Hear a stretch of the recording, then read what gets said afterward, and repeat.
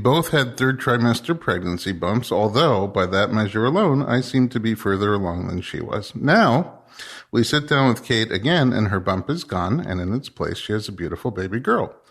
What's your secret? Congratulations. Welcome back to the podcast. Thank you.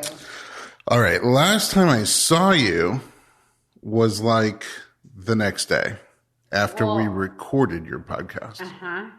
Yes.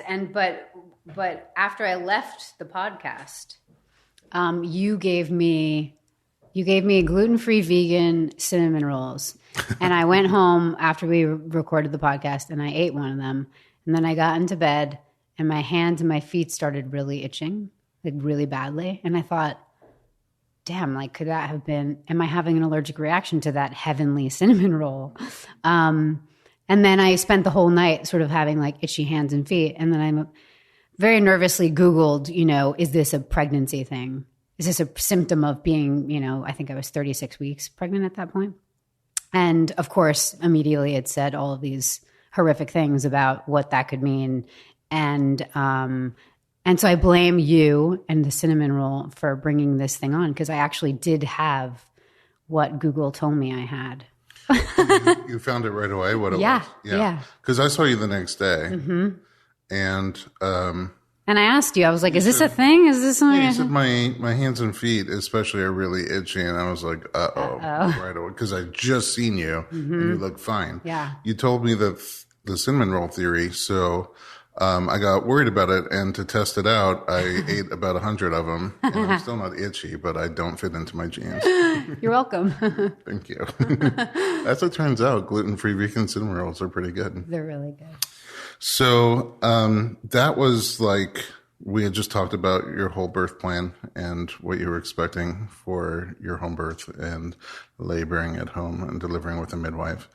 And then when you found out itchy hands and feet, so you saw on Google, it's probably cholestasis. Mm-hmm. As soon as you said itchy hands and feet, I thought, cholestasis. Yeah, you immediately said it as well. Yeah. And so did my midwife. I texted my midwife that morning and said, should I be worried? And she said, yes.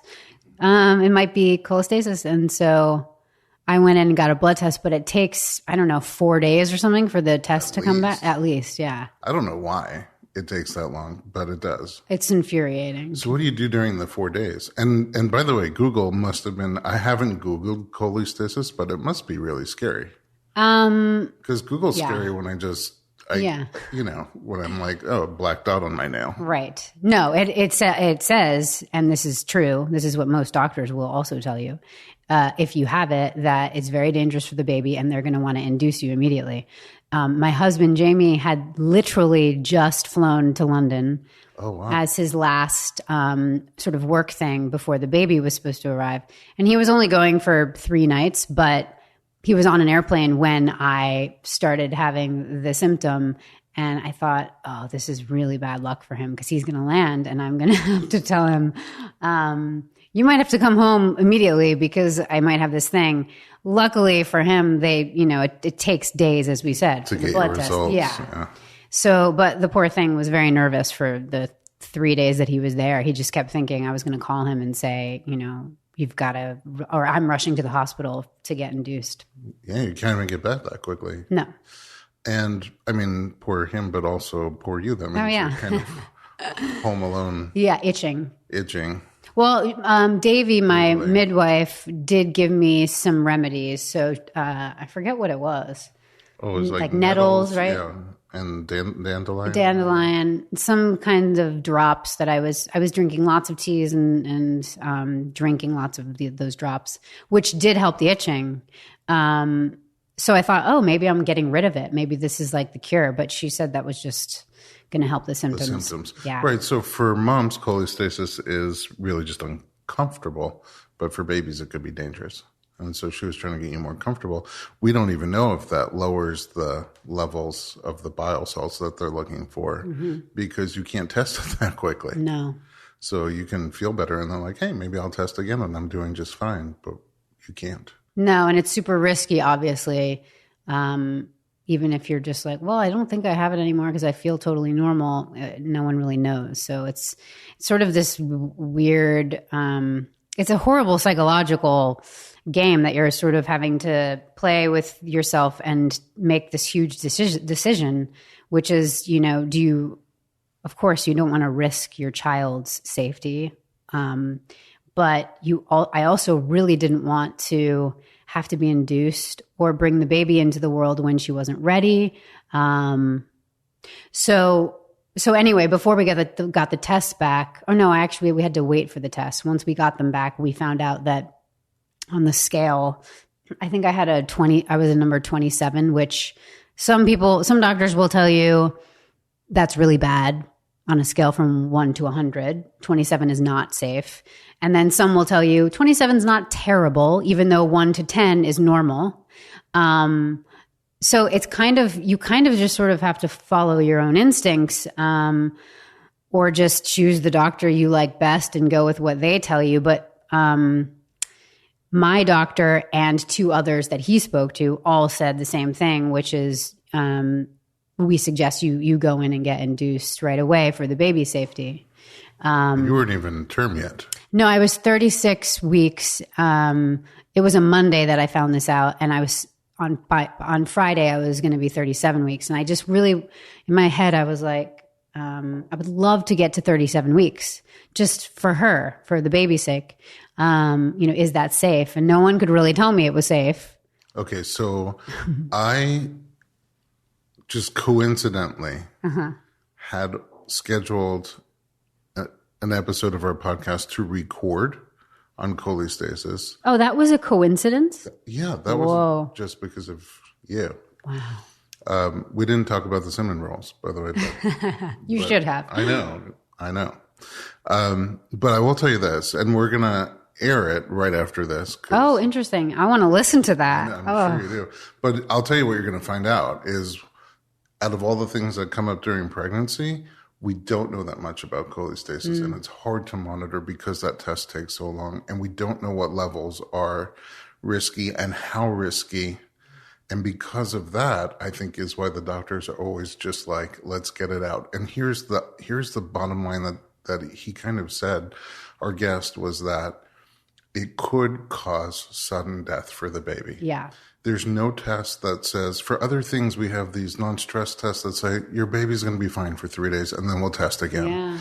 Non-stress test doesn't mean anything for cholestasis. It could just happen, and the odds might be small of it happening percentage-wise. But who wants to take those? Who wants to ever take that risk as a mom or as a doctor? Nobody wants to take that risk, which is why it's so dramatic. In your case, kind of luckily, it was 36 weeks already because it could happen much earlier.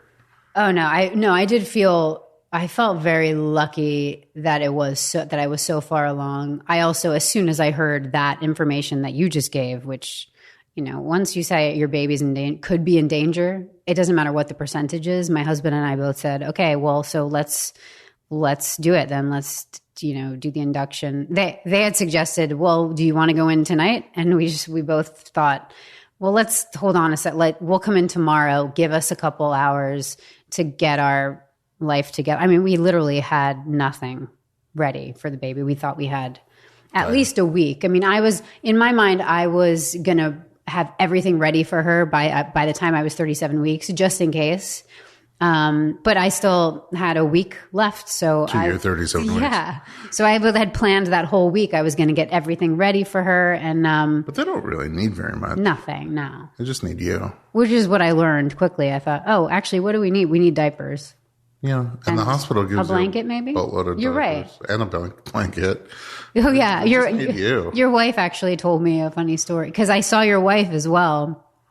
We had scheduled the afterbirth plan session with her literally the day before. We had no idea the day before we went into the hospital, and she had told me a story about one of your kids. Maybe it was the first one that literally all you had was a towel when the baby was born. She said she sent you out to get something. Oh, yeah. He came earlier than we expected. Not quite that early. Mm-hmm. In fact, when he came, she started having contractions, and I was like, because they were like 7 minutes apart, and it was like an hour or two. I was like, oh my goodness, I didn't build the shelves yet. I'm like, I'm going to run to Home Depot. She's like, you're not going anywhere.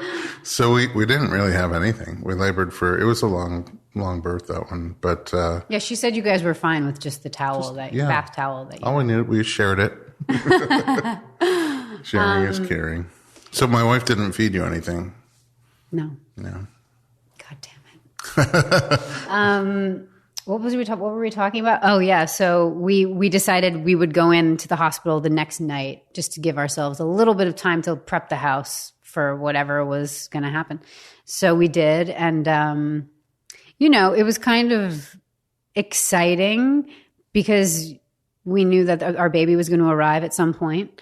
But I also was very determined to still keep it as, I mean, I don't know how you have, I guess everyone has different ways of describing a natural birth, but I wanted to keep it as natural as possible, even though we were going to be in a hospital and eventually I would be induced.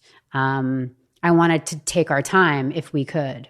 So that was sort of the game plan going in. Which is also it kind of speaks to how unknown this condition is, because it's not like we need to do an emergency C-section right now.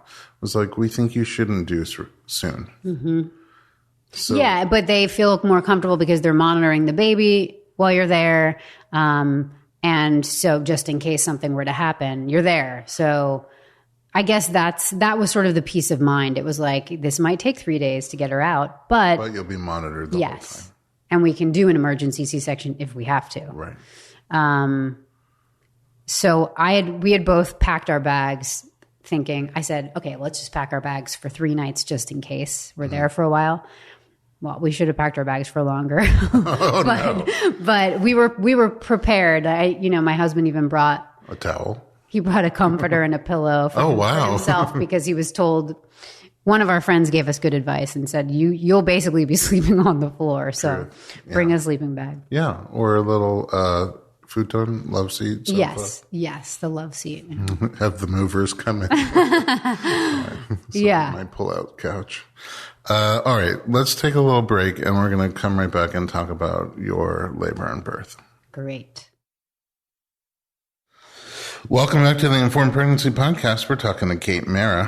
When we left off, you had made the decision that you need a night to pack your bags. And then we'll go have our baby. Yeah. So curious what was in your bags besides the comforter and love seat. But let's get into the birth. What happened when you got to the hospital? We got to the hospital and they sort of checked us in to the room that I would be, I guess, laboring in. And our midwife met us there.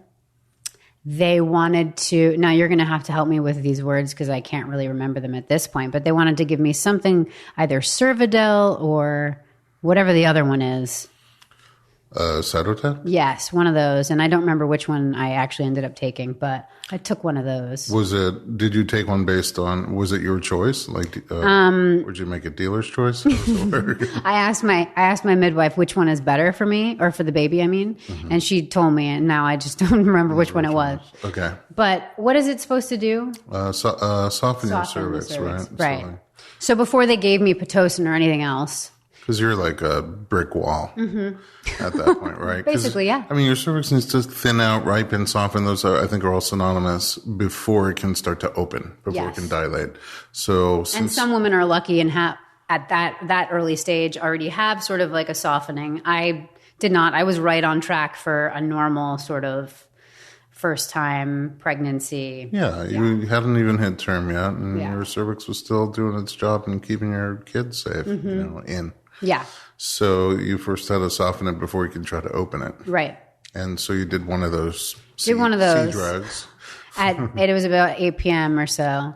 And then they did a quick, I'm not sure why, but they did an ultrasound to see what the baby's position was. So they checked your cervix before they did all that, and they found out not soft, not open. Yeah. Which my midwife had already checked for me, I think the day before, just so that we all kind of knew. So I already was prepared for that one. I kind of knew that was the case. Baby in a good position on the ultrasound? Well, it depends on who you ask. Okay. Now that I went through it, I would say absolutely not. Okay. She was posterior. Which means that the hard part of her skull was against your spine and pelvis. Which I only knew about that and what that means for labor because of your podcast, because so many people talk about the experience that they have with back labor and all of that. And it's something that I never feared it. It never crossed my mind that she would be that way. I was always just sort of thinking positively that she was in the exact right position, and I wouldn't have that. But her hand was also up as well against her face. And so, Oh, wow. I didn't know that. but when we saw that, we all kind of thought, all right, well, we have time. Let's try and like get her to move somehow. My doula was there as well. What kind of things did you do? Well, throughout because I was there for 2 days sort of laboring, what did we do? She had me doing some weird like yoga type positions and Like hips higher than your shoulders kind of thing? yeah. What else did she have me? I don't even remember, but I do remember feeling like it was a little bit of like a yoga workout sesh, which I kind of loved. Hey, what's wrong with that? Yeah, I was into it. Sadly, we could tell she wasn't moving because eventually once I started feeling contractions, they were all in my back. But it took me a very long time to feel any of the contractions I was having. Well, were you having contractions? Did they at this point start Pitocin for you? Well, so sorry, rewind, because it took forever for them to give me Pitocin because we really wanted to wait as long as we could. A, for your soft cervix, and B, for your baby to rotate a little? Yeah. Okay. Also, I knew when they started Pitocin, we would only have sort of a certain amount of time before The clock starts ticking. Before that C-section thing gets closer and closer. And so we really wanted to avoid that. And my doctor was very respectful of that. You know, every time he came in to sort of check how I was doing, he knew, we told him that I wanted to avoid a C-section as long as the baby was safe. I really wanted to avoid that. And I wanted this to be as sort of, again, natural as possible, which is hard to do when your baby's not ready to come out. Sure. But we decided after taking whatever one of those things I took, The blue pill or the red pill? Yeah, whichever pill they gave me. I guess it was the next morning at this point. They came, the midwife that's assigned to you in the hospital, who was amazing. Shout out to Susan. Susan at Cedars. Oh, I know Susan. Oh, I She's loved great. her. She was amazing. She checked me and was like, well, that didn't work because I wasn't even 1 centimeter at that point. Oh. Yeah. And so then I said, well, what can we do? Can we do I heard about the Foley balloon, which I also heard was horrible, that it felt horrible. But I was like, I'll do anything to try and, Get things help going. it. Yeah. So Some people say it's horrible. Some people don't. Yeah, now that I've actually experienced it, I wouldn't say it's horrible. See? Yeah. But you're pretty tough. Apparently. I felt like it was horrible just watching somebody get it placed. Getting it taken out, I think everyone was more horrified. Oh, really? Yeah. Well, once I saw so you did the Foley I balloon. did it, yeah. Did it cause you to have contractions at all? Uh-huh. Okay. And you got a lot right away? Yeah, I was definitely contracting. At that point, I didn't know. It was interesting. Because nothing was happening before then. I was having contractions before the Foley balloon, but I couldn't feel any of them. And they Just kept see them on the monitor? Yeah. And everyone kept asking me, oh, did you feel that one? Because they thought it looked like a bigger one, and I couldn't feel any of them. And I thought, oh, maybe I'm really lucky, and I just don't feel it. I'm like a freak and can't feel any of the contractions. So you didn't feel it on your back either at that point? No, Just nothing. And so I even invited my mom. I told my mom and my sister to come by and hang out with us because we were just hanging out in the hospital room at this point. All the Roonies. All the Roonies, yeah. And of course, the second they arrived, I literally had a balloon shoved in me and then instantly started feeling the contractions in my back. And we don't know if it was the balloon or your family. Yeah. Combination. Combo, yeah. But that was actually a really amazing thing because they both were there and sort of helping me. My doula wasn't there at this point. So my mom and my sister were both sort of taking turns massaging my lower back during contractions, which was really, really helpful. And that went on for quite some time. And then when they checked me again, I hours later, I had dilated, not that much, but a little bit more. Sometimes podcasting reminds me of cooking shows where they like put everything together and put it in the top oven and you just open the bottom oven and it's all cooked and ready. But yeah, then it was 4 centimeters. Yeah. But it was like a day and a half later. Oh, yeah. It was a day and a half later. And then what happened? Oh, then they So at 4 centimeters, the balloon comes out. Yes. But that's not supposed to be all that painful, so. What, the balloon coming out? Yeah. No, it was just kind of more shocking than anything else. Because I didn't know what was in there. I didn't know what it looked like. And then when they took it out, I was like, whoa. That's crazy. So then, because that's 4 centimeters, like a little bigger than a Ritz cracker. Yeah. All my analogies. It's Not just food, but carbohydrate based. So you take the balloon out. So now you're not on Pitocin and you don't have an epidural and you're 4 centimeters and contracting, which is pretty kind of marvelous considering you went in with nothing doing. So then at this point, my doula had arrived and she was there for a bit, and then she went to plug something in the wall, and it almost electrocuted her. Like something blew up, and What? yeah, and the nurses all freaked out and said we had to leave the room. And I thought, You had to leave the room. Everybody had to leave the room. oh yeah, no one was allowed to be in that room because they were nervous about it. It was like basically, it wasn't a fire, but there were sparks. Wow. And so I thought, oh, this is a bad sign. Wow. Maybe it's a good, like thunderbolts and lightning for your baby. For my fiery ginger baby. Yes. Yeah. Which she's a ginger. You see? There you That's go. what it was, obviously. She was just saying hello. So we left that room and went to a different room. You had to bring all 4 bags with you to the Totally. next room. What a schlep. Yeah. And then by the time we got in that room, that's when they said, okay, we got to start the Pitocin at this point because it's been a while. And I don't even think I was at 4 at that point. I think it was more like a little under 4. Susan, the midwife, was being generous with her measurements. Psychological first aid. Yeah. So then when they started the Pitocin, I just didn't really feel that either. They turn it up to a certain point, right? It goes from 1 to... Yeah, you start at almost nothing. Right. I mean, literally very tiny amount of fluid, and then wait and see how you do for at least 30 minutes. If you're doing well and the baby's doing well, they up it a little more and then wait another 30 minutes. It takes time. Yeah. Well, at one point I would think it was on like a 16 and I still was just sort of chilling, like don't really feel much. And they just kept going like, well, you must have a really high pain threshold. And I was Maybe like, it was still the cinnamon roll. Did you tell them about that? oh, so that famous cinnamon roll. Yeah. It's going to take over the coyote salad. Oh, I never got to have that. No, you didn't need it. Maybe instead of the balloon. I should have tried that. So yeah, they jacked it up pretty high and everyone was a little bit kind of worried that I wasn't feeling anything when it was up at 16.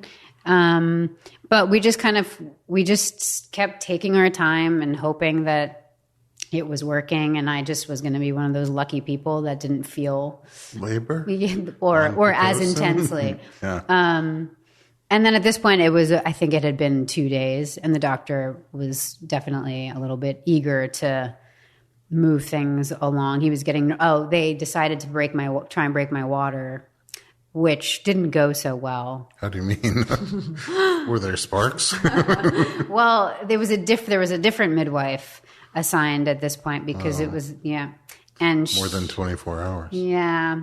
And she couldn't do it, or she tried to and said she didn't know if it worked. And then she said her hand went numb. What? While she was doing it, which was not really a nice thing to hear. I was just sort of like, what is happening? I'm afraid to work on you anymore. I don't know if my insurance covers any of this. I was like, surely you'll know if it breaks. Wouldn't you see water, like some kind of liquid?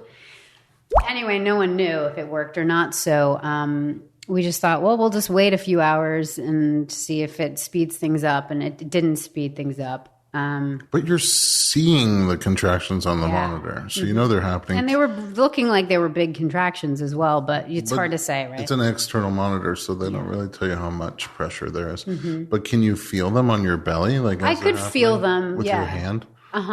So you feel your uterus tightening up and letting go, tightening up and letting go. Yeah, and every once in a while, I was definitely breathing through some things, but it was not. I was able to have full on conversations, and it was not what it should be. Maybe because the massages we did were so intense. You're like, this is nothing. Exactly. Yeah, maybe. It prepped me. So then the next morning, the other midwife came in, Susan, and she was aware of the... She came back? She came back because that's how much time had passed. Right. Her shift was now back on. No kidding. Now this was we were into the third day. Did you sleep at all? Like periodic, barely. No, barely. So I said, I think you should go in and see if you can, if it's broke, if the waters have broken, or if they haven't, maybe you can get it done. Come on, Susan. And she did. Rooting for you. She did. She just went right on in, and she was like, that's what a nail is for. And I thought, wow. Gnarly. Oh, thanks for sharing. Gnarly. Yeah, it was pretty I thought gross. they had the amni hook for that. the other midwife did mention a hook, and I thought, oh, that's what they God. use. Apparently that one didn't work. No, but the nail. The nail worked. Old-fashioned way. So then all of a sudden, I started feeling in very intense back labor, like really crazy. Do you know how much fluid you had before labor started on the... No, I just remember them saying it was very normal. Okay. Did a lot come out? No. Oh, really? Just a side note, because you called when you first got there. Oh, yeah, because I thought maybe Berlin can come in and you have this posterior baby, and we chatted about it for a minute. Yeah. It's like, it's early. Maybe when the baby comes down, it'll rotate. And then I was like, call if you need anything. And I assumed, like 2 days later, I didn't want to bother you, but I assumed like you were all busy breastfeeding and stuff. I did not know you were still halfway through your birth. Oh, yeah. Had no idea. Yeah, well, at that point, I was pretty delirious. So I didn't think to text you. How weird. Yeah, I had no idea. Because I was like, I have all night, and then in the morning I have patients. But then there was a whole nother night. I know. I should have had you come by. Oh. But after that happened, after we successfully broke the water, that's when I really, really, really started feeling it. And I thought, oh, great, stuff is happening. This is a good thing that I'm feeling this, because hopefully that means, she's sort of on her way. Sadly, that wasn't really the case because... But you're feeling it in your back? Oh, yeah. Were you somewhat happy to be feeling them? I was at first. But not happy that they were in your back? Yeah, I mean, I was happy at first, but then it got so intense that I couldn't even... I thought I was going to pass out from the pain, and I just couldn't... I thought I was going to... I kept thinking I was going to throw up and pass out, and I knew, well, that wouldn't be good if I passed out, because then I won't be able to... Even if she's ready to come out or whatever, I won't be awake. So what do you do to not pass out? My husband was just sort of, well, I also felt like I couldn't move. So like all of these things you sort of prepare for when you're in pain and in labor, moving around and maybe squatting or doing all of these positions that I sort of was ready to use. Every time a contraction came, which they came very, very quickly, there was really barely any downtime. My whole body would freeze up. So I was at this point, I think I was on the only position I could be in was sort of like hanging over the end of the bed. It got really bad that everybody, they decided to check me because they thought, okay, well, if she's not past 7 centimeters at this point, or even 6, this is not a great sign because you're not going to be able to, withhold this sort of pain for much longer. Right. It's the 3rd day. So they checked me and I was barely 5 centimeters still, which was pretty devastating. But I also said, I agree with you guys. If I'm not past 5 or 6, we need to do something to move things along. So we decided to then get an epidural because the doctor said, well, there is a chance that if you get the epidural, maybe your body will relax enough, right, to open up more. Yeah. I sure have seen that happen. So I thought, well, let's try that. And it's sort of our last option at this point. I think we should take a break. Do it. Okay. We're going to come right back with Kate Mara and talk about the second half or second 2/3, who knows, of your birth. Don't go anywhere.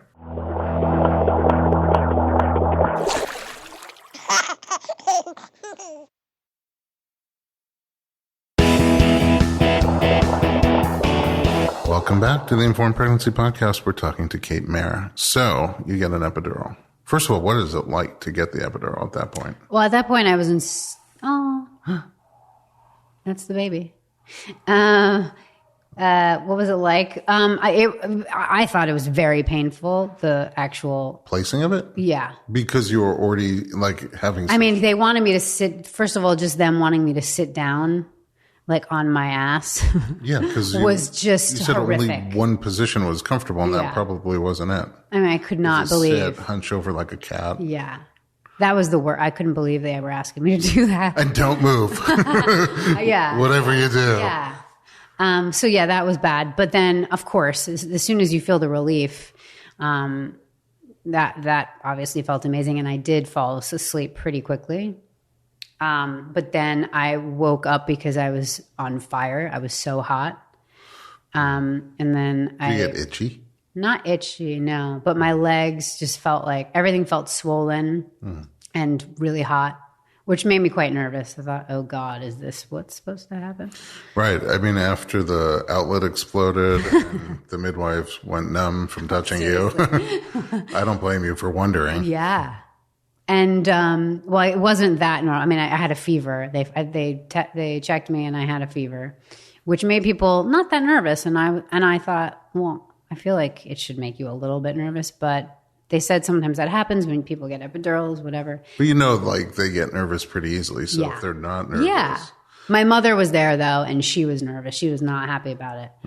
And then they said, don't worry, we're going to keep an eye on it. Did your mother stay that whole time? She kept leaving and coming back. Like going home and coming back? No. Or leaving the room? Leaving the room. At one point I asked her, when I was in really intense pain, I asked her to wait outside because I don't know, I just didn't want her to worry about me. I wish you were more thoughtful. But then she instantly came back. Because she was worried not being there. I think my husband was like, you need to come back in. Shit is hitting the fan. So then they said, okay, well, obviously we have to do a C-section. Emergency C-section is what they called it. And then because of the fever? Because of the fever, because it was climbing and climbing. So how long after the epidural was this? I don't know. I think to me, it felt very quick, but maybe it was like an hour or so. Because I did sleep for a little while. Everyone sort of slept for a little while.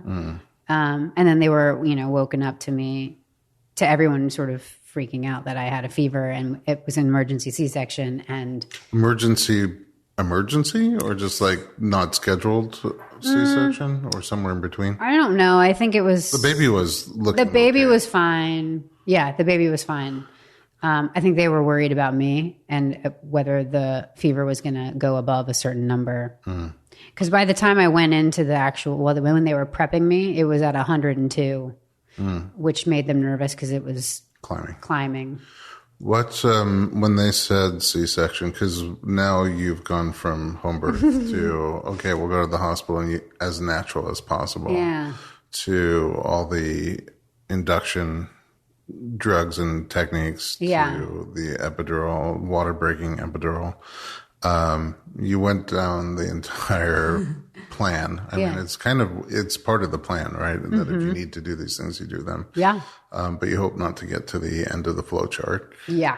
When you found out this is going to be a quick cesarean right now, were you okay with that? It was interesting because I remember, I know a lot of people that have had, C-sections that are not planned that they don't want to have happen. And most of those people most of my friends have said at that point, though, I just wanted the baby out. I was excited. I was actually asking for the C-section. I was like, get it out of me. And it's like a relief. But to me, I was really, I think I just kept very calm for most of those 3 days. But right before I went in for the C-section, that's when I sort of sort of the devastation of it, and the disappointment of not being able to experience a birth the way or any way that I had hoped. And also I was really scared. It was more of that. I was so scared to have the C-section, to have this surgery. I was genuinely terrified of just like what that meant and what could happen and all of these things. And then of course, just being tired, I think made me that much more, scared, I think. I'm really kind of impressed with how much detail you remember. Yeah. Well, I think because because it was also sort of, I didn't take any medicine or anything up until the very last second. Everything was very but you clear. Also didn't sleep for 3 days. I think I'm okay now. Labor and things were going not quite how you planned. It's just to be so conscious of what's happening, and so far you forgot one detail, which C drug it all started with. Yeah. It always makes me wonder, maybe if we went back and started with the other C drug. Choose your own adventure. That's right. Listen, next week for Kate's alternate ending. But I mean, I think people just, even if they have a totally unmedicated birth, still don't really remember. Yeah. It's all pretty clear as much as still. You do. So it sounds like a little bit of frustration and disappointment and a lot of fear. Yeah. Yeah. I was just super sad. And so, yeah, but I remember that moment very clearly because I burst out crying and was like, I'm scared. My mom was there and my husband were there. And my mom thought, oh God, she didn't tell me this at the time, but afterwards, once we were all safe and baby was out, she thought I was having some sort of like premonition that something was going to go wrong. She thinks I'm sort of witchy like that, which I can be. Too, yeah. I agree with Mom. So my poor mom was like, oh no, she's scared because she should be. Which, obviously I'm fine now and the baby's fine. So I didn't really have a premonition, but it didn't go perfectly. The cesarean? Yeah, because I did, like I said, I had a fever. And then once they got the baby out, I wouldn't stop bleeding. Wait a second. How conscious were you of the procedure? Oh, I had those terrible shakes that you get when, I guess. From the drugs? Yeah. So I literally couldn't stop. You're supposed to hold your arms out. They didn't strap you down? No. And yeah, I could not keep my arms down. I remember it all pretty clearly, even though my husband will say I looked like I did not look like I knew what was going on at all. Like my eyes were rolling back. Oh gosh. Yeah. He was like, this is not what I was, imagining. Right. Was he the only one with you? Did they, no doula, no mom? No, it was just him. Not that he's not enough. I just wonder if they allowed more than one support person. No, they didn't. And so I remember I could hear everything they were saying. Again, it's so bizarre because like there's a sheet up so you can't see them and they're talking about you like they're not cutting your body open. And I'm not saying they were disrespectful, but it's just the way that they are in a hospital, I think, talking to each other. Well, they're matter of fact about for them, the operation, which is for you, your birth. Mm-hmm. So and I just kept thinking, like, I can hear you. Right. Somebody at one point, someone said what the temperature was, and that we had to move quickly. And I was like, oh fuck, what? I'm right here. Oh my god, not what you want to hear. No. And then they kind of kept saying, someone kept saying, like, you got, try and relax, try and stop shaking. And I was just like, in what world? How? I physically can't. I always wonder about surgeons because a lot of times they work on people who are knocked out. Right. So like they can say whatever they want to, really. Oh, that's true. And then, but here you're just on the other side of the curtain, which maybe seems like a world away. I don't know. Right. Because it really is on one side of that curtain, it's an operating theater and there's surgery happening. On the other side, you're just like waiting for your baby to be born. Mm-hmm. It's very different contrast. Very. Maybe like noise canceling headphones. Maybe that's a good, but then you don't hear the baby crying. Well, as soon as they come out, Take them out. Anyway, so but did you physically feel what they were doing? I could just feel I could feel my body sort of like moving a little bit, but no, I couldn't feel a thing. Okay. Which was one of my big fears was that I was going to feel it. You would feel it. Because my mom, when I was taken out of my mom, she had a C-section with all of us. But when they did it to her, when I was born, she could feel it didn't work, and she could feel everything. Oh my God, that's like everyone's worst fear is Yeah. getting cut Yeah. and feeling it. Mm-hmm. Wow. Okay, so luckily you didn't feel that. No. And then you heard the baby? I heard her, yeah. What that seemed like for you? Comforting? Well, totally comforting, but also I was just like, when am I going to stop shaking? Because I cannot. All I could think of was I thought my teeth were going to pop out. Like my jaw was clenched so tight from the shakes. Wow. And then I thought, well, I definitely can't hold her because I can't move my arms are so sort of like locked. My husband brought her over to me, and he kind of held her on my chest, and it was amazing, but it just was not at all what I imagined it would be. Well, you imagined home birth. So, I imagined home birth, but also I could barely keep my eyes open to look at her. right, so the contrast is pretty Oh stark. my God. Like, had you imagined a epidural hospital, Right. whatever, this wouldn't have been that far away. But you went from like one end of the spectrum to the other. They also, while she was on me, is when I started bleeding Oh, yeah. on the table. So, and I could hear them say, "Bring the doctor back." Oh, okay. And I was like, "Oh fuck, what does that mean? What's Right. happening now?" Wait, he had already... Well, he was, yeah, I guess because they were, I don't know what happened because I couldn't see and I didn't actually ask afterwards. But I think everything seemed great. And he sort of walked out of the room to de-scrub or whatever they do. Mm-hmm. And that's when I started bleeding a lot. So you were... Like we don't know. She was on my You chest. might have already been like sewn up. I don't really think I was, but maybe. Maybe somebody else was handling that, like a stitching professional. This is a really good question. I don't know. I should have found out. But so yeah, I do remember just hearing like, "Get him back." And they had to control your bleeding. Mm-hmm. So another scary moment. Yeah. And my poor husband was just like, what is going on? But it worked out. I just ended up having to get a blood transfusion after, which I guess you don't really want, but it helped me out. Sure. So. It's one of those things you don't want, but when you need it, thank you God do it. Yeah. for it.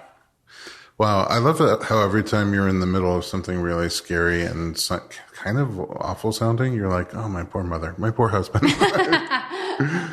Well, yeah, because it's sort of, I was, especially after the fact, but I was so aware of what he was kind of doing and what I thought he might be seeing. He didn't, I don't think he was looking at what was going on over the sheet. Mm-hmm. You could ask him. He's in the other room. But, but yeah, I was just kind of curious as to what their experience is, because to me, it's all so shocking and sort of traumatic. And I, later found out that it was for them as well, just in a different way. All right. Well, now I want to find out about postpartum, but I feel like we should take one more break. Cool. Don't go anywhere. We'll be right back.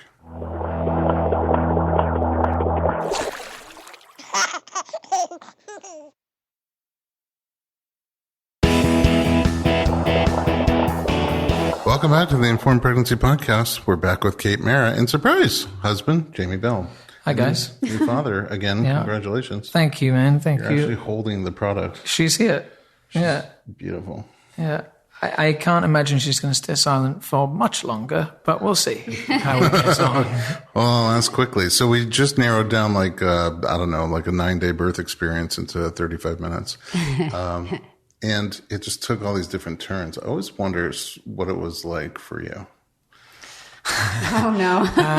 He might need a drink. No, I mean, it was incredibly stressful. I mean, I think predominantly most of the pregnancy, I mean, I don't want to speak for Kate, and I wasn't in your body at all, but from my understanding, it was relatively straightforward, and I hadn't presented many complications beforehand. And you were very healthy, you were eating really good, and you were exercising a lot and walking a lot. And we had Davy Calcer was our midwife, and everything was like right, easy, right on the money. Every time we'd go see a doctor, like right on the money. Like even the baby was ahead of schedule, in fact. Mm-hmm. So there was no, I kind of almost checked out in a way during the pregnancy. I was like, well, this is just going right down the line, like right on the money. This choleostasis, is that how you pronounce it? Choleostasis? Sure. Choleostasis. Choleostasis. Yeah, I'm not a doctor. Put your own spin on it, really. yeah. But, that is a cruel, like, U-turn. It's just a cruel thing that comes in right at the last minute and goes, boo, surprise, I'm here. And it changes the entire trajectory of the rest of your experience. I mean, for David Calcer, someone who's worked in this industry, in this field for over 20 years, maybe probably more, I forget the number, but she said in her experience, she can count the amount of women who've encountered this on one hand. Mm-hmm. I don't know if it's a studied thing. It didn't seem like when we went to the doctors that there was much to know. It was just like, you have this, you have to now change your birth plan and get the baby out. Yeah, so you were doing daddy duties in the other room, but we talked about the fact that really not too many people talk about it ahead of time because it's not that common. And we don't know that much about it. We just know that it could have mega consequences. So it's like, act fast, Well, I guess they can't replicate those circumstances. They can't have a impregnated woman who's 37 to 38 weeks down the line to do any testing. To do a study. Yeah, which I guess makes it tricky. But I would say, I mean, you have to, because I haven't been listening to your conversation, so if I'm kind of covering ground that you guys have already covered, just cut me off. But what's interesting is that when we went into the hospital, our doctor, he was certainly advocating to give the birth that Kate had wanted, which I kind of actually really appreciated. Yeah. And it's interesting. There's not that many doctors, at least here in Los Angeles, who back up midwives, who back up home birth. And so he has that mindset of really wanting to support what you want within the realm of safety. Sure. So, but Kate talked about how things just took one turn after another, being induced, but not really feeling any contractions. And then, the water not really breaking. Yeah. And then when things picked up, they picked up quick. For you, how do you support Kate during that time? I mean, honestly, she kept saying how she was like, poor Jamie, having to watch this. I love that she was thinking about me in that moment. Well, because you did have some pregnancy symptoms. You had a stomachache. Oh yeah, I had a real bad stomachache during labor. But listen, I'm not gonna go on about my problems at that particular. I thought you were going to say, time. poor Kate having to watch me with my belly hurting. Yeah. No, I couldn't actually stop having bowel movements, which is very odd. Anyway, at least one of you had stuff moving. Yeah, something was moving in me, but I don't know. I mean, I think as a birth partner and the person who's next to the person, giving birth, like if things had gone down the line, the role is much different. The role is, you're present, you are a supporter, and you're kind of like a nurse in a way. You are getting things, you are tending to the person who's going through something extraordinary. But in the hospital, your role really does shift. It shifts much more dramatically into an advocate role where you're literally speaking on behalf of that person because they're going through something incredibly, in our case, quite traumatic, and at times where she wasn't able to respond. And I think there was just one more thing that she had to think about and she couldn't think about. So then she would look to me and go, to tell them what to do, which was, I love that I was given that position, but also it was a terrifying one because I'm no doctor. I'm not inside of her body. I don't, it was a role of real kind of responsibility. And then I was kind of texting with Davey, I was texting with other people who'd gone through similar things. Kate's mom was also with us. So I had lots of kind of different opinions flying about the room, but ultimately you want to advocate and represent for, your wife who's going through this. Because whatever you decide is going to have consequences. Sure. But like to epidural to not epidural, to increase the Pitocin to not increase, like things like that where, you don't have a lot of medical training. Zero. I could probably play a doctor on TV. Maybe. Probably. Yeah. And that counts for something. Yeah. And I think Jim Gaffigan once said, I was the birth coach, which is another way of saying standing there terrified, and that was at a plain old home birth. Sure. So when you have things moving quickly and you have to make decisions, it really is kind of... I think there was a point in the pregnancy where you'd had your epidural and you were, it just felt like, okay, we've been through a couple of days of crazy time. Now it's kind of smooth sailing from here. Like it's going to be a little easier. And I remember taking like what seemed like a 20-minute nap because we hadn't slept for like 2 days or something. And then waking up to like suddenly her mum, like kind of insane, like putting cold towels and cold cloths on your head and on your feet and on your body, because I woke up and she like suddenly developed this, you've covered this obviously, but your fever had kicked in. And that was a point where I was so kind of delirious. I'd kind of lost track of like what the last two events were. Because you also didn't sleep then for those 3 days. No, I mean, we had our doula as well, who was great. And she really, I don't know how she powers through, but she really did power through on completely zero sleep. I would kind of catch 30 minutes on the couch or a couple hours on the couch here or there. But did you, just out of curiosity, before your stomach erupted on you? Yeah. Because I gave you 2 cinnamon buns. You didn't have the other. No, he was okay. Just making sure that you didn't have the I didn't know. gluten-free. It wasn't the cinnamon buns. Okay. No. So we can check one thing off. Yeah. I still to this day don't know what this is. I've never been to the bathroom as many times in my life as when I did when I went to the hospital. Maybe it was a really good throne in there. Yeah. All right. So then during the cesarean, what's going through your mind? It's a lot for both of you. It's kind of an emergency C-section at this point, and Kate's shaking. Oh, I had the shakes. Yeah, remember? Oh, yeah, really bad, and really badly. It's not how you pictured it going for you. And are you fearful? Because Kate was afraid. Yeah, I mean, I was certainly afraid as well. It just at that point, knowing that was not the outcome we wanted, certainly not the outcome at all that we wanted, and so far away from what we did want, that there was kind of a sense of inevitability about it for me. I had to say it, but it did feel like if all things go wrong, this is where it ends up. And it just felt like as more events kind of unfolded, you told them that the room almost set on fire as well. Yeah. Okay, yeah, sure. So like after you've dealt with all this, you're like, this can only go one way. It's only headed in that direction. Kind of had a foreboding feeling that was going to happen when it did end up happening. It felt like it was going to be a quick thing. And then it just wasn't. Quick and clean. No. Quick and clean. Just like surgical and like, done. Yeah. Next, get the next person in. People talk about it so like matter of fact that Yeah. I'm thinking about having one for this bump over here. What could possibly go wrong? So when you heard her voice, her little cry, what was that? Really, I mean, relief, because when things are going that badly wrong, you start looking really down the road and going like, if she comes out and then there's a problem with the baby as well, I just don't know how well you're going to be able to handle that stuff. So when she cried loudly too, like kind of hysterically and quickly, I was so grateful that I knew that at least that part was going to be okay. And they took her over to the table, they did the vitals on her real quick, and everything seemed fine with her.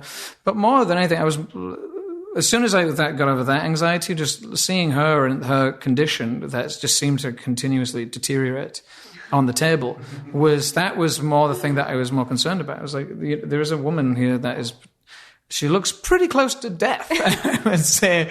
And I'm here going like, isn't she good? Look, honey, she has red hair. Isn't she beautiful? Look. And she's kind of basically... That's your nose. I mean, your nose when you're not looking like you're about to die. Right. So, I was still... I still didn't feel like we were out of the woods at that stage, really. I don't know if you talked any more about what happened in there or... That I just started bleeding. Yeah, a lot of bleeding, a lot of blood, and then came back in and they wanted to do another ultrasound because they thought maybe they hadn't gotten all of the placenta out. So there was a point where they said, like, you can take your mask off now, it's all okay. And she was like kind of calming down, the shakes had kind of started to dissipate. And then there was like a flurry of activity. And I get the doctor, and then the doctor came back in, and someone was like, put your mask back on. I was like, it was just so, and then like talk of blood transfusions, and just, I was just so grateful when we went to the recovery room, and your mom came in, and And we thought it was over. I'm surprised you're still not wearing the masks just for safety, I know at this point, yeah. I think it's safe now that... Yeah. Did either of you prepare for a cesarean birth as part of your preparation for birth? not at all. I mean, I didn't. Well, how do you prepare for that? I don't know. So, like, we have the episode on gentle cesarean. I don't know if you read it. Oh. I haven't listened to it. It's not a book. I've listened to every single one. But yes. So, I mean, just part of that, I think, in one way, everyone should listen to, because he talks about what happens and what you're going to feel and why they're doing what they're doing. And, in a more calm situation, choices that you would have to make. So obviously you couldn't make those choices because it was just important to get the baby out. Yeah. But to like wrap your head around, like, if this happens to me, like the fear that you had going into it, I think part of why we made that episode was so maybe the fear would be not so unknown. Right. No, I also have a lot. Well, like I said, my mom had 4 C-sections. I also have a lot of girlfriends that had to have C-sections. So I knew about the shakes because one of my girlfriends had them really badly. So there were things that I knew, but for some reason I just was, I had this fear. I think it was just surgery because I've never had. Oh, that was your first? Yeah. I've never spent time in a hospital before. Yeah. I think it was just that, and there are so many things that could go wrong. That freaked me out. Is there anything in retrospect that you guys would have done differently? Oh, man. I don't know, because it's not like we were in control of any of it. Well, first of all, in terms of preparing for all eventualities. I have to say, as soon as it was over and we kind of talked about it a little bit with each other and with other people that were there, I have always said I wouldn't do anything differently because we really did do everything in our power to make it as sort of peaceful and, I guess, natural and easy for our baby to come out as possible. I didn't feel like we made any bad choices with it. I feel like we did everything we could to be safe, and yet patient with, the whole thing. I feel like sometimes after the fact, once it turns into a cesarean birth, people look back and feel like, I wish I just would have done it. Someone said, a couple people said that. My mom probably was like, you should have just done it. But I didn't feel that way. I still don't. I mean, it was because who knows? The C-section could have still been sort of as dramatic as it was if it had happened 2 days before, What I do find it kind of interesting is Davey had run blood on you again, I think almost days before, or 2 days before we admitted into the hospital. And we got that blood result back when we had the baby and we came back from the hospital. And she said that the bile salt levels had come down. Oh, interesting. So maybe, that's just maybe the nettles weren't just making you feel better. Maybe they really were. Yeah, they could have been working in some way. Reversing the process. It's just, even with your numbers coming down, I think once you're tagged, you're tagged. You're tagged, yeah. Because we don't know enough. That's the thing. We don't know enough. Mm-hmm. What happened in your recovery? So we came home and what happened? I think it was 2 days after we got home. Was this the first thing that happened? I was sitting on the couch and I just started gushing blood. What? I think so, yeah. From your incision? Yeah. No, vaginally. But I thought I was hemorrhaging. It was so much. And I was like, call 911. I think it was actually a few days after that because we'd had Mother's Day. Oh, yeah. So maybe it was like 4 days. Yeah, it was like a long enough time away from the hospital because they kind of preface your departure saying, like, you might pass some clots or some heavy bleeding. But which we kind of felt like we'd gotten past that. So this really came as quite a surprise. Was your tummy feeling better by then? Luckily it was, because I would have emptied my into my unders. Oh my God. Yeah, Jamie had the keys. Jamie was, while it was, because it felt like it was going for such a long time that we all had, my mom, Jamie, and I all had time to like discuss whether we should get in the car and go to the hospital because I was still bleeding, or if we should call 911. It was really scary. And then it stopped. And we called our doctor and Jamie asked him, is this normal? It was a lot of blood. It wasn't just like light, or it wasn't as they describe it in the hospital. And he said, it's most likely just, you're contracting and whatever. But come in tomorrow and I'll check you out. And thank God we did, because when we went in to see him, he said, well, the bleeding is totally normal. But when he checked my stomach to check the incision, I had this huge infection above the incision that had nothing to do with the actual incision. Just this like band of Like a skin infection? he called it a stomach infection. It was definitely internal. Oh, it was internal. And it was, but it wasn't in the, it wasn't, thank God, on the incision. Oh, so like antibiotics? He at the time he said, I'm going to give you antibiotics, but if they don't work in the next like 2 days, because it was bad already. At this point, it was super red and like pretty wide. Oh, wow. You'll have to go back to the hospital. And Oh, I was my just like, goodness. oh my God. You guys, that's so crazy. The baby also had jaundice. Oh yeah, the baby had jaundice, which is typical. manageable. Yeah, manageable. How was breastfeeding? Tell me something went well. Did you tell me that you were leaking fluid as well? No, I didn't tell you. Leaking fluid from where? I'm afraid to ask. Well, the next morning, I thought the baby, I was holding her and I thought she was having, this is so vile, but I thought she was having diarrhea on me. Okay. And so I brought her over to the changing table and put her down and was like, oh, it's not her. I am leaking like a fluid from my stitches that popped. And it was my infection just leaking out of me, which I didn't know at the time. I thought I was, he's vomiting over there. I genuinely almost It was so disgusting. But the doctor said it was actually a good thing because otherwise they would have to drain it for you, I guess. Yeah. Oh, wow. Yeah, gross. We're not prepared for those kinds of things to be happening. I'm almost afraid to be here. No, things are looking up. Things are looking. I mean, you would never know any of this. You guys look amazing. Honestly, you look calm. You relax. We're actors. Energy. We pretend. Yeah, great. Put a brave face on. That's a very good. Well, foundation. the baby is so healthy and good that like that's all that matters. The whole time you just keep saying, or we just kept saying, "Thank God the baby's fine." Up until this moment, all I saw was her feet. Oh yeah. On Instagram. Oh, of course, right. And now all you see is her red hair. Oh my God, she's beautiful. How was breastfeeding? Is breastfeeding? The first couple of weeks were pretty easy, actually. It was so exciting at the hospital when she sort of like crawled up towards my boob and just started eating. I was like, oh, it's like what they say happens. And then 2 weeks later, our pediatrician noticed that she had a lip tie. So then we went into Dr. Pinto, Dr. Chelsea Pinto, who I listened to her podcast with you, of course. And so we went to her. I specifically said, we got to go to her because she's great. And she confirmed that the baby had lip and tongue tie, and it was she suggested that we get it taken care of.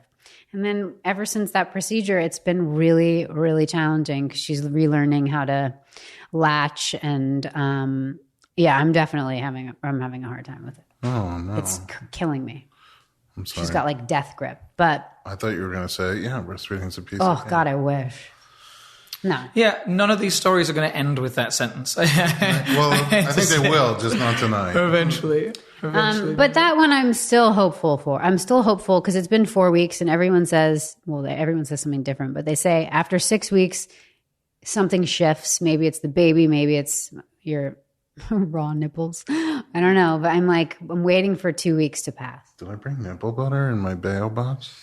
I think you did. I think there's nipple butter in there. So we'll all feel better. Yeah. Later. Wow. You do. It's not all doom and gloom though. It does sound very dramatic, all of it, but once the baby's out and we're home with her and she's a little angel. I've also been texting you a lot. Mm-hmm. And every time you send a text, even when you're like, oh, well, I just have this little infection, but it was always with some positive emoji built into it, Thumbs up. Yeah, it was always you've been positive the whole time.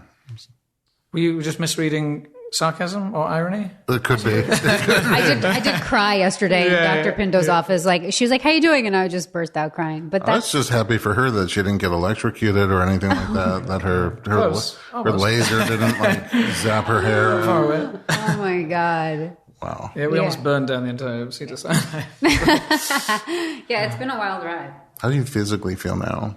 Oh my God, I feel so much better than I did before because the lovely infection that I got is almost healed.